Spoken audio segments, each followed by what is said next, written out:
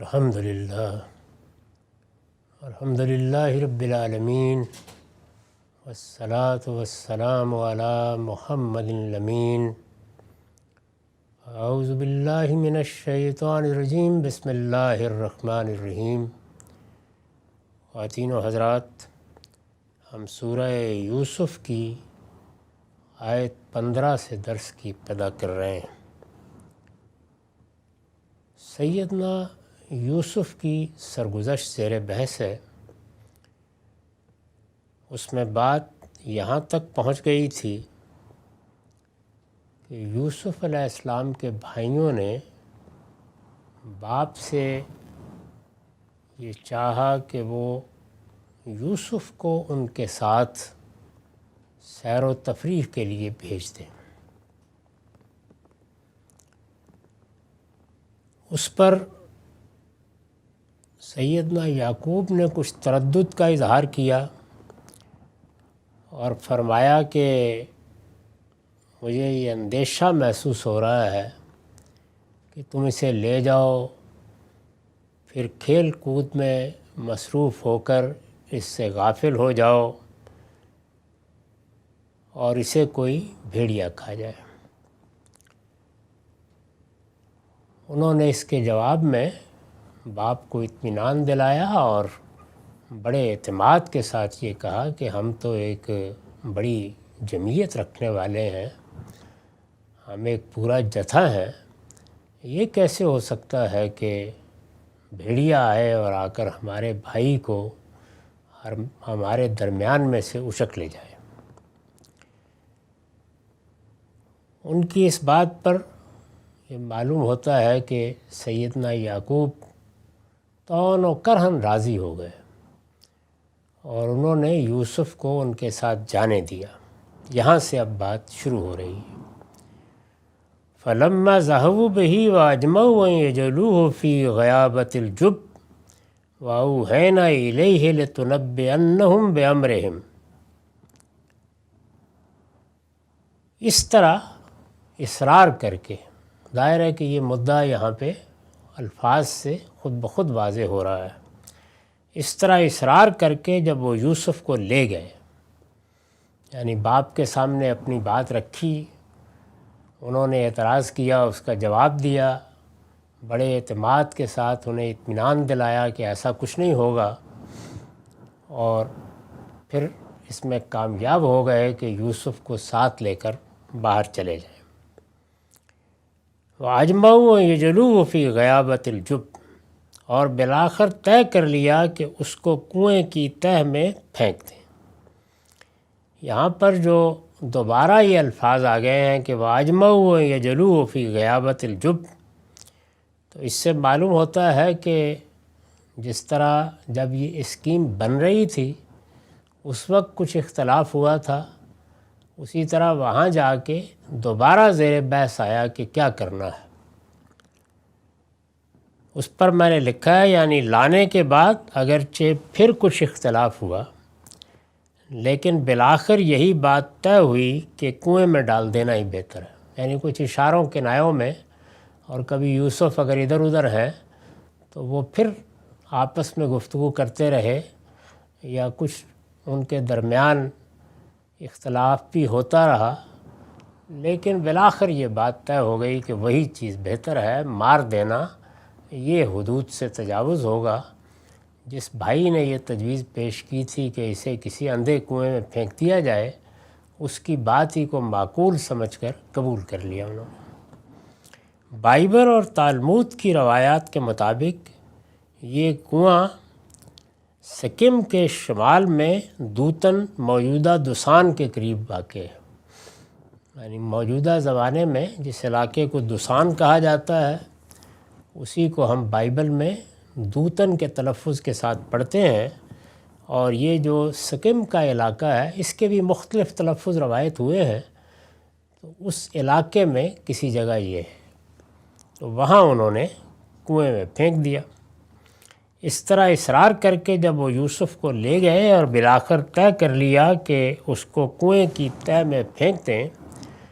اور فرمایا کہ ادھر ہم نے اس کو وحی کر دی، یعنی یہ پہلی مرتبہ گویا براہ راست سیدنا یوسف سے رابطہ ہو گیا۔ یہ بات ذہن میں رکھنی چاہیے کہ مخاطبہ الہی سے سرفرازی نبوت سے پہلے بھی اس طرح ہو جاتی ہے، بلکہ نبوت کے متعلقین کو بھی، جیسے کہ سیدنا موسیٰ کی ماں کے بارے میں ذکر آتا ہے یا سیدہ مریم کے بارے میں ذکر آتا ہے، تو اللہ تعالیٰ کے ہاں مخاطبہ الہی کی یہ صورتیں موجود رہی ہیں۔ ان میں سے کسی کو پیغمبر کے منصب پر فائز کیا گیا تو پھر تو ظاہر ہے کہ پوری ہدایت ہی وحی کے ذریعے سے ملنا شروع ہو جاتی ہے۔ نبی صلی اللہ علیہ وسلم کے بعد البتہ یہ سب دروازے بند کر دیے گئے ہیں۔ تو ادھر ہم نے اس کو وحی کر دی، یعنی یوسف کی طرف اللہ کا ایوا ہوا،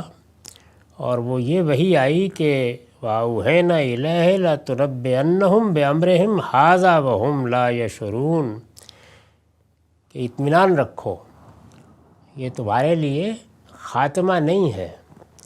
ایک دن ان کی اس حرکت سے تم انہیں ضرور آگاہ کرو گے جب انہیں کچھ خیال بھی نہ ہوگا۔ یعنی یہ تو پھینک کے چلے جائیں گے، اس پر برسوں گزر جائیں گے، پھر ایک وقت آئے گا اور اس وقت تم انہیں بتاؤ گے کہ انہوں نے کیا حرکت کی تھی، اور ان کے وہم و گمان میں بھی نہیں ہوگا کہ یہ تم ہی ہو جو یہاں پہنچ گئے یا اس طریقے سے بچ کے آ گئے۔ تو یہ گویا انہوں نے اس موقع کے اوپر آواز سنی، اللہ تعالیٰ نے رابطہ کیا، اور اس طرح سے ان کو یہ وحی آئی تاکہ وہ اطمینان رکھیں۔ یہی طریقہ ہے، یعنی اگر مستقبل کے بارے میں اطمینان بھی دلایا جائے تو اللہ تعالیٰ نے یہ دنیا چونکہ اصلاً امتحان کے لیے بنائی ہے، اور یہاں انسان کو علم و عقل کے امتحانات سے ہر حال میں گزرنا ہوتا ہے، اس لیے اگر کسی وقت کوئی پیشین گوئی کی جائے یا اس طرح کی کوئی بشارت دی جائے تو وہ بھی بالاجمال ہوتی ہے، اس میں تفصیلات نہیں بتائی جاتی، ورنہ تو ہر چیز کھول دی جائے گی اور نتیجہ یہ نکلے گا کہ پھر امتحان کے تقاضے سے جد و جہد، انسانی تدبیر، علم و عقل کی طرف مراجعت، سب چیزیں ختم ہو جائیں گی، تو اس کو باقی رکھا جاتا ہے۔ تو بس اتنی بات بتا دی گئی، یہ کہ تمہیں مصر کی بادشاہی مل جائے گی، یا بھی ایک قافلہ آئے گا تمہیں نکال لے گا، یا وہاں یہ معاملات پیش آئیں گے، اس میں سے کچھ نہیں، بس اتنی بات بتائی گئی ان کو کہ ایک دن اس حرکت سے انہیں ضرور آگاہ کرو گے۔ مطلب یہ ہے کہ اتنا اطمینان دلا دیا گیا کہ اس کنویں میں کچھ نہیں ہوگا، زندہ رہو گے، ایک وقت گزرے گا اور پھر ایک دن یہ تمہارے سامنے ہوں گے، اور یہ اس وقت تمہیں پہچان بھی نہیں سکیں گے، اتنی تبدیلی آ چکی ہوگی، تم انہیں آگاہ کرو گے۔ اس پر میں نے لکھا ہے، یعنی اس وقت آگاہ کرو گے جب ان کے تصور میں بھی نہیں ہوگا کہ جس بھائی کو ہم نے اندھے کنویں میں ڈال دیا تھا وہ اس مقام بلند پر فائز ہے اور ہم سے بات کر رہا ہے۔ تو یہ سارا مضمون ہے جو وہ ہم لا یشعرون کے الفاظ میں قرآن نے ادا کر دیا۔ وَجَاءُوا أَبَاهُمْ عِشَاءً يَبْكُونَ، اب فرمایا کہ اس کو کنویں میں گرا کر وہ روتے پیٹتے کچھ رات گئے اپنے باپ کے پاس پہنچ گئے۔ روتے پیٹتے آنے والے لازماً بے گناہ نہیں ہوتے، اسی طرح سے دوسروں پر الزام لگا کے اپنی مظلومیت کی داستان سنانے والے بھی ضروری نہیں کہ بالکل سچے ہوں۔ عام آدمی بعض اوقات ان چیزوں سے متاثر ہو جاتا ہے، اس کا بھی امکان ہے کہ فی الواقع سچا ہو، اس کا بھی امکان ہے کہ فی الواقع مظلوم ہو، لیکن ایک قاضی کو، اس شخص کو کہ جو فیصلہ کرنے کی جگہ پر ہے، جسے کوئی رائے قائم کرنی ہے، اسے بہت محتاط ہونا چاہیے۔ یہی آیت ہے جس کا حوالہ دے کر ہماری تاریخ کے ایک بڑے قاضی شرح کو مسلمانوں کی تاریخ میں بڑا مقام حاصل ہے۔ جس طرح ہم اپنے ملک کی تاریخ میں بعض ججوں کے بارے میں یہ کہتے ہیں کہ وہ فی الواقع قابل ستائش تھے یا بڑے غیر معمولی قاضی تھے، اسی طرح کی صورتحال ان کی بھی ہے، بہت ہی ذہین، اور ان کے بعض فیصلے نظیر کے طور پر پیش کیے جاتے ہیں۔ تو ان کی عدالت کا واقعہ تاریخ میں نقل ہوا ہے کہ ایک خاتون اپنے بچے کو گود میں لیے ہوئے بہت بری حالت میں روتی پیٹتی اپنے شوہر کی شکایت لے کر آئی۔ تو عدالت میں بھی سب لوگ متوجہ ہو گئے، اس کے نوحہ اور گریہ زاری کو لوگ سن رہے تھے۔ قاضی صاحب کے پاس بیٹھے ہوئے ایک دانشور نے ان سے کہا کہ اس عورت کے تو مظلوم ہونے میں کوئی شبہ نہیں، یعنی اس کی حالت دیکھ کر کہ ایسے بال کھلے ہوئے ہیں، رو رہی ہے، پیٹ رہی ہے، ایک بچہ اس کی آغوش میں ہے۔ تو انہوں نے ان کی ران پر ہاتھ رکھا اور کہا کہ یوسف کے بھائی بھی ایسے ہی روتے پیٹتے ہوئے آئے، یعنی اسی آیت کا حوالہ دے کر یہ توجہ دلائی کہ ظاہر پر فیصلے نہیں کیا کرتے، حالات کی تحقیق ہوگی، دیکھا جائے گا، ممکن ہے کہ یہ مظلوم ہو لیکن یہ ہر موقع کے اوپر ایسا نہیں ہوتا۔ تو روٹتے پیٹتے کچھ رات گئے، اپنے باپ کے پاس پہنچ گئے یبکون۔ اب دیکھیے نا کہ مصنوعی طور پر آنسو بھی آ گئے، واویلا بھی ہو گیا، ایک دیہاتی معاشرے میں جیسے ہنگامہ سا ہو جاتا ہے وہ بھی ہو گیا، بھائی لٹ گئے، مارے گئے، بیان کرتے ہوئے پہنچ گئے والد کے پاس۔ اس پر بھی پہلے لکھا ہے کہ رات گئے واپس آنے میں، یعنی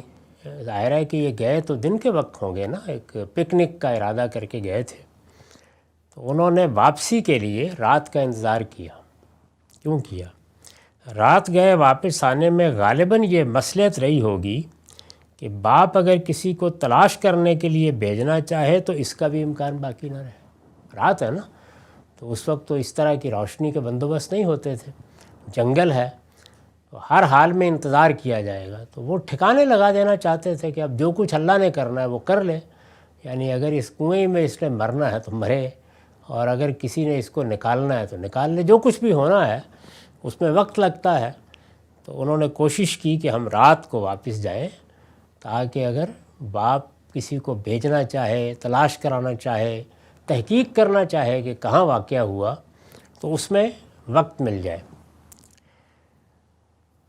تو اس طریقے سے گویا وہ روتے پیٹتے آئے، اور رات کے وقت قرآن نے خاص طور پر کہا ہے جا اباہم عشاء یبکون، رات کے وقت آئے۔ قالوا یا ابانا انا ذهبنا نستبق وترکنا یوسف عند متاعنا فاکلہ الذئب وما انت بمؤمن لنا ولو کنا صادقین۔ انہوں نے آ کر کہا ابا جان ہم دوڑ کا مقابلہ کرنے میں لگ گئے تھے، اور یوسف کو ہم نے اپنے سامان کے پاس چھوڑ دیا تھا کہ اتنے میں بھیڑیا آیا اور اس کو کھا گیا۔ یعنی جو انہوں نے داستان سنائی وہ یہ داستان تھی کہ ہم گئے تھے، اسی مقصد کے لیے گئے تھے کہ ذرا دوڑیں بھاگیں گے، سیر و تفریح کریں گے، کچھ پکنک کی صورتحال رہے گی۔ پیچھے انہوں نے یہی بات کہی تھی باپ سے کہ یوسف کو بھیج دیے، ذرا چر چگ لے گا، کچھ کھیل کود لے گا۔ یہی داستان انہوں نے آ کے سنا دی کہ ہم نے تو وہی کیا جس مقصد سے ہم گئے تھے، لیکن ہم ایک دوسرے کے ساتھ بازی لگا رہے تھے کہ دوڑ میں کون آگے بڑھتا ہے، بس اسی وقت غفلت ہو گئی اور بھیڑیا کھا گیا۔ اس لیے کہنا پڑا کہ بتا کے تو یہ گئے تھے کہ ہم تو ایک جتھا ہیں، اور ہم اگر پاس ہوں گے تو کیا اس کو بھیڑیا اچک لے جائے گا۔ تو اپنے پاس نہ ہونے کے لیے انہوں نے یہ بہانہ بھی تراش لیا اور بیان کر دیا۔ اور جب آدمی جھوٹا ہوتا ہے تو اس کا باطن اسے ملامت کر رہا ہوتا ہے اندر سے۔ تو اگلا جملہ بھی دیکھیے کیا ہے، وَمَا أَنْتَ بِمُؤْمِنٍ لَنَا وَلَوْ كُنَّا صَادِقِينَ، مگر آپ تو ہماری بات کا یقین نہیں کریں گے اگرچہ ہم بالکل سچے ہوں۔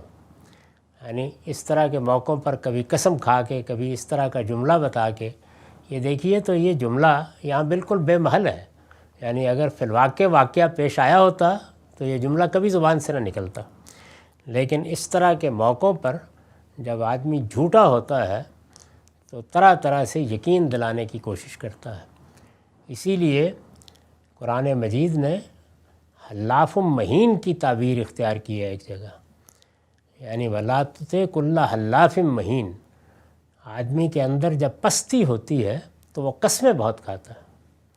یعنی ذرا ذرا سی بات پر خدا گواہ ہے اور یہ ہے اور وہ ہے، فلاں سے پوچھ لیجئے، فلاں صاحب میری شہادت دیں گے۔ اس لیے اسے معلوم ہوتا ہے کہ داستان سرائی میری عادت ہے، اور اس کے نتیجے میں پتہ نہیں سننے والا باور کرے گا یا نہیں کرے گا، یہاں تو بالکل واضح ہے، باپ کو پہلے سے شبہ ہے،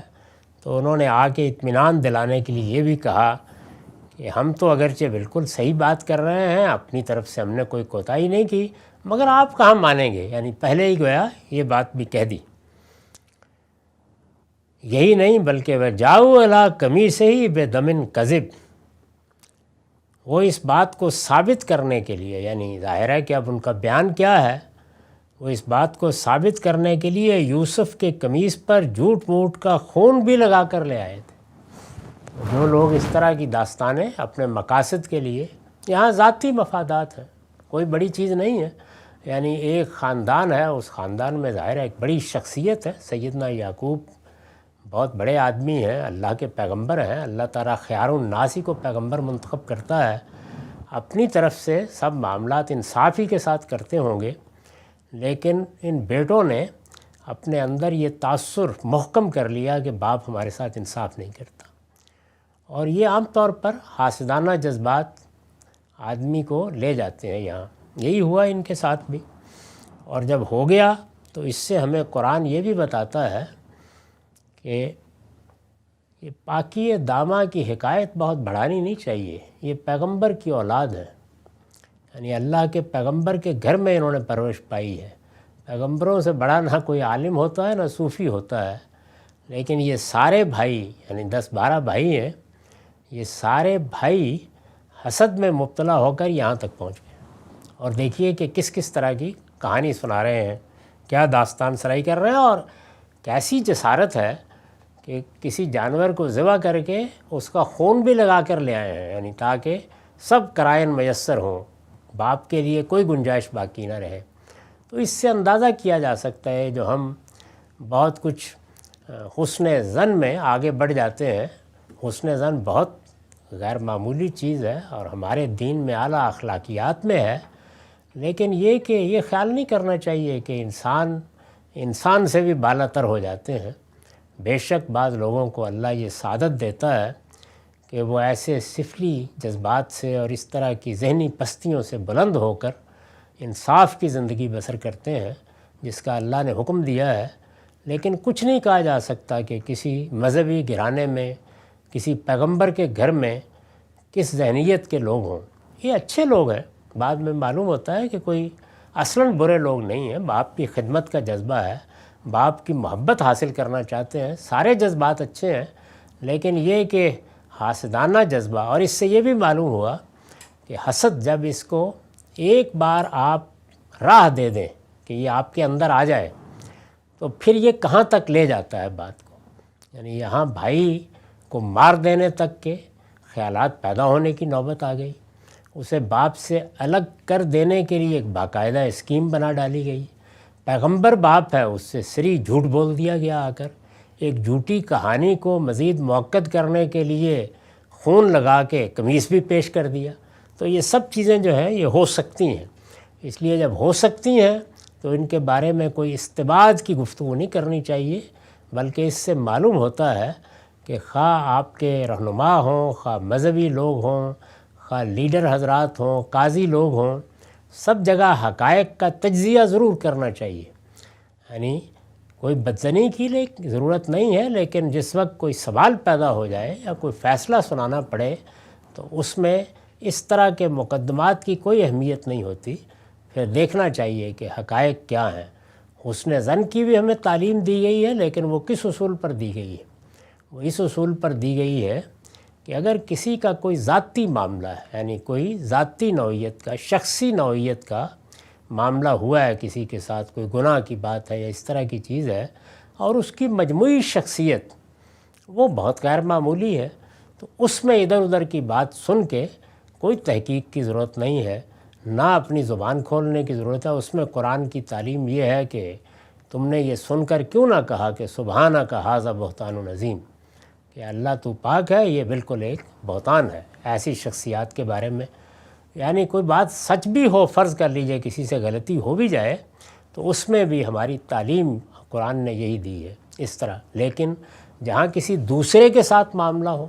دوسرے پر الزام رکھا جا رہا ہو، دوسرے کی حق تلفی کی بات کی جا رہی ہو، تو یہاں معاملے کی نوعیت بالکل الگ ہو جاتی ہے۔ یعنی اب تو ہر چیز کی تحقیق ہوگی۔ اسی لیے میں نے اس اصول کی جانب اشارہ کیا تھا کہ تاریخی معاملات میں بھی عام طور پر یہ ضرورت نہیں ہے کہ رجال کی کتابیں کھول کر بیٹھ جایا جائے، لیکن اگر کسی شخص پر الزام روایت کیا جا رہا ہے تو پھر یہ کافی نہیں ہے کہ یہ بات میں نے پڑھ لی ہے، پھر سب کچھ ہوگا، پھر رجال بھی دیکھے جائیں گے، پھر روایتوں کا تقابل بھی کیا جائے گا،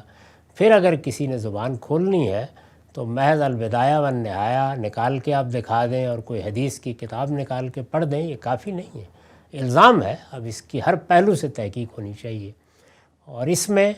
اب رد کرنے کے لیے بھی بڑے قوی دلائل چاہیے اور قبول کرنے کے لیے، دونوں صورتوں میں۔ تو یہ اس طریقے سے اپنی بات کا یقین دلانے کے لیے اس پر جھوٹ موٹ کا خون بھی لگا کے آ گئے، اور یہ کہا کہ ہم تو دوڑ کا مقابلہ کرنے لگے تھے، یوسف کو ہم نے اپنے سامان کے پاس چھوڑ دیا تھا، اتنے میں بھیڑیا آیا اور وہ اس کو آ کے کھا گیا، اور یوسف کے قمیص پر جھوٹ موٹ کا خون بھی لگایا ہوا۔ اب دیکھیے کہ حضرت یعقوب کیا جواب دیتے ہیں۔ وَجَاءُوا عَلَىٰ قَمِیصِهِ بِدَمٍ كَذِبٍ قَالَ بَلْ سَوَّلَتْ لَكُمْ أَنفُسُكُمْ أَمْرًا فَصَبْرٌ جَمِیلٌ وَاللَّهُ الْمُسْتَعَانُ عَلَىٰ مَا تَصِفُونَ۔ باپ نے کہا نہیں، بلکہ یہ تو تمہارے دل نے تمہارے لیے ایک بات گھڑ لی ہے، یعنی ان کو کوئی شبہ نہیں ہوا، معلوم ہو گیا کہ کچھ کر آئے ہیں، اور اب بہرحال اس طرح کی بات تو قرائن کی بنیاد پر انہوں نے یہ بات کہہ دی کہ تم لوگوں نے ایک بات گھڑ لی ہے، لیکن بات کھولنا نہ اللہ اس وقت چاہتے ہیں، ورنہ پیغمبر ہیں، ساری حقیقت کھول دی جاتی، نہ وہ کسی حتمی جگہ پر ہیں، اس لیے متعین بات نہیں کی انہوں نے، بس اپنے اس تاثر کا اظہار کیا کہ میں جانتا ہوں، یہ کہانی نہ سناؤ، بہتر یہی ہے۔ اور اس کے بعد کیا کہا؟ فَصَبْرٌ جَمِیلٌ۔ یہ بڑی دل نواز داستان ہے، قرآن نے اس کو احسن القصص کہا ہے۔ تو یہ اس لحاظ سے محض احسن القصص نہیں ہے کہ اس میں ایک حسن و عشق کی داستان بھی آ گئی ہے، بلکہ اصل میں اس میں جو انسانی نفسیات سامنے آتی ہے، لوگ کس طرح معاملہ کرتے ہیں، جھوٹ کیسے گھڑے جاتے ہیں، ان کے بارے میں صالحین کے رویے کیا ہونے چاہیے، تو یہ چیزیں ہیں جو اس میں سے اصلاً سیکھنے کی ہے۔ سورہ کا مجموعی پیغام تو رسالت مآب صلی اللہ علیہ وسلم کی دعوت کے نتائج ہیں، یعنی گویا اس وقت جو نبی صلی اللہ علیہ وسلم کے بھائی ہیں، قریش کے لوگ، وہ بھائی ہیں، آپ کے قبیلے کے لوگ ہیں، ان کے سامنے یہ آئینہ رکھا جا رہا ہے کہ تم کیا کر رہے ہو اور کل کیا ہونے والا ہے۔ تو اس کے اندر بھی ایک عظیم پیشین گوئی چھپی ہوئی ہے اللہ کے آخری پیغمبر کے معاملے میں۔ اس میں قریش کو در حدیث دیگراں یہ بتایا جا رہا ہے کہ وہ دن زیادہ دور نہیں ہے جب تم بھی اسی طریقے سے اس یوسف زمانہ کے سامنے کھڑے ہوگے اور ایسے ہی شرمندگی سے سر جھکائے ہوگے۔ اس وقت تم بھی حاسدانہ جذبات کے تحت جو کچھ کر رہے ہو، اس کا نتیجہ تمہارے حق میں وہی نکلنے والا ہے، تو بتانا یہ مقصود ہے۔ لیکن اس کے اجزاء میں بہت کمال کی چیزیں ہیں۔ دیکھیے اس میں خوابوں کی حقیقت واضح ہوئی ہے، اللہ اپنے پیغمبروں کے ساتھ معاملہ کیسے کرتا ہے، چیزیں بتائی کیسے جاتی ہیں، چھپا کیا لی جاتی ہیں، پیغمبروں کو اگر کسی غیب کا علم دیا جاتا ہے تو کتنا دیا جاتا ہے، کیسے دیا جاتا ہے، یہ بہت سے حقائق ہیں جو اس میں زیر بحث آئے ہیں، تو ان سب پہ نگاہ رکھنی چاہیے۔ تو فرمایا کہ باپ نے کہا نہیں، قال بل سولت لکم انفسکم امرا، بلکہ یہ تو تمہارے دل نے تمہارے لیے ایک بات گھڑ لی ہے، یعنی یہ سب کچھ حقیقت نہیں ہے، میں جانتا ہوں اس بات کو، تاہم کوئی تفصیل نہیں کی۔ فصبر جمیل، سو اب صبر جمیل کی توفیق ملے، یعنی اصل میں میرا امتحان شروع ہو گیا، مجھے اب اس معاملے میں یعنی خدا سے عرضداشت کیا کرنی ہے، پوچھنا کیا ہے، رد عمل کیا ظاہر کرنا ہے، اس سب میں میرا امتحان ہے، مجھے صبر کرنا ہے اور صبر جمیل کرنا ہے، یعنی اس امتحان میں اب جو مجھ سے تقاضا ہے میرے پروردگار کا، وہ میں انشاءاللہ پورا کروں گا، تم نے جو کرنا تھا کر لیا، فصبر جمیل۔ اور فرمایا واللہ المستعان علی ما تصفون، اور جو کچھ تم بیان کر رہے ہو اس پر خدا ہی کا سہارا ہے۔ پوری بات انہوں نے کہہ دی ہے، اور بتا بھی دیا ہے کہ میں کیا کروں گا۔ اس پر میں نے لکھا ہے کہ اس سے معلوم ہوتا ہے کہ حضرت یعقوب نے جو کچھ کہا تھا انہوں نے اسی سے بات بنا لی کہ باپ کے ذہن میں بھیڑیے کا اندیشہ پہلے سے موجود ہے، اس لیے جلد باور کر لیں گے۔ یہ پیچھے بیان ہو چکا ہے کہ یہ کہا تھا انہوں نے کہ بھیڑیا کہیں میرے بیٹے کو کھا نہ لے، تو اسی کو انہوں نے بنیاد بنا کے جھوٹ موٹ کا خون لگایا اور پیش کر دیا اس کو، اور پھر اس کے بعد دل کا چور بھی زبان پر آ گیا۔ تو اب وہ جواب میں یہ کہہ رہے ہیں کہ یہ ساری داستان میں نے سن لی، معلوم ہو گیا کہ تم لوگ کیا چیز گھڑ کے لے آئے ہو، لیکن میرا فیصلہ کیا ہے؟ صبر جمیل، یعنی اچھا صبر۔ تو صبر جمیل کیا ہے؟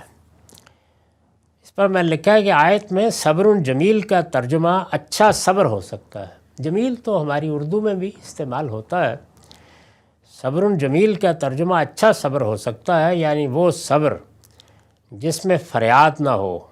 گلا شکوہ نہ ہو، جزا فضا اور نہ ہو ماتم نہ ہو۔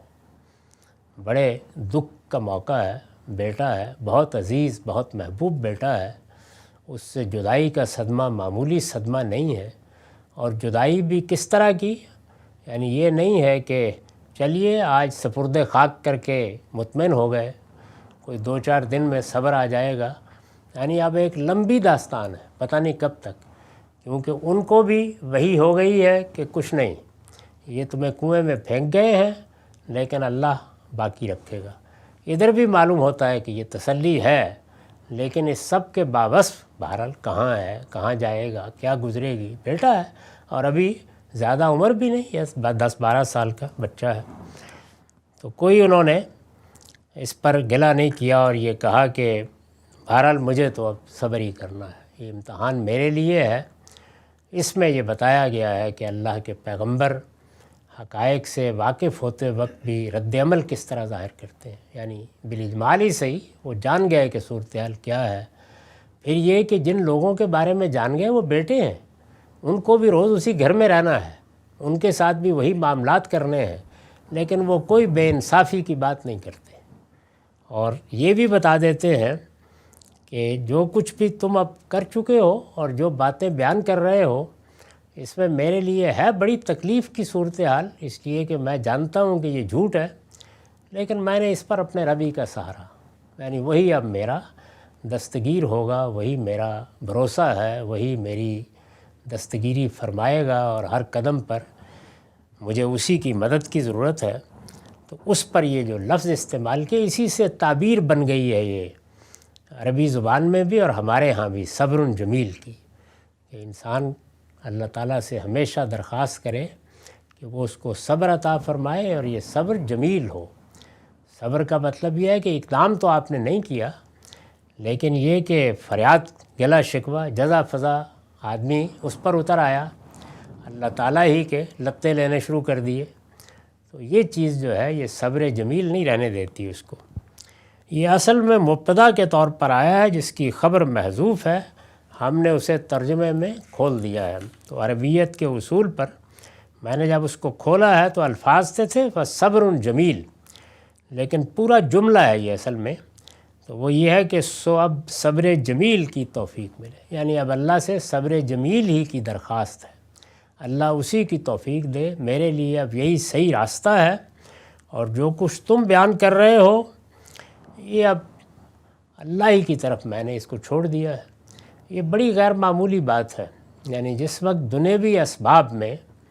کوئی طریقہ کوئی تدبیر ممکن نہ رہے، حالات ایسے بن جائیں جیسے یہاں بن گئے ہیں، اور آدمی پھر ظاہر ہے کہ زیادتی ہو گئی ہے، ظلم ہو گیا ہے، اس کے قرائن موجود ہیں کہ زیادتی اور ظلم ہوا ہے، تو پھر معاملہ اللہ پر چھوڑ دینا چاہیے۔ یہ اصل میں اللہ پر چھوڑنا اس طرح کے معاملے ہوا، وہی فیصلہ فرمائے گا۔ اور میں آپ سے عرض کرتا ہوں کہ اس میں ایک تو انفرادی معاملات ہوتے ہیں، ان میں تو بہرحال بہت سی چیزیں بلکہ زیادہ تر چیزیں آخرت پر ہی اللہ مؤخر کرتے ہیں، لیکن دنیا میں جن معاملات کا فیصلہ ہونا ہوتا ہے، یعنی قوموں کا محشر یہ دنیا ہے، لیڈروں کا محشر بھی یہ دنیا ہے،